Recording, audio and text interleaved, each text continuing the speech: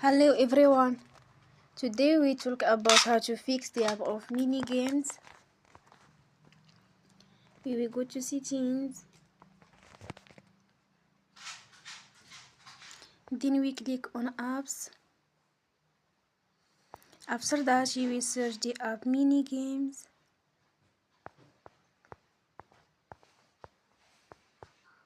And you will click. Then you will on for stop. After that you will go to storage. Then we click on clear cache.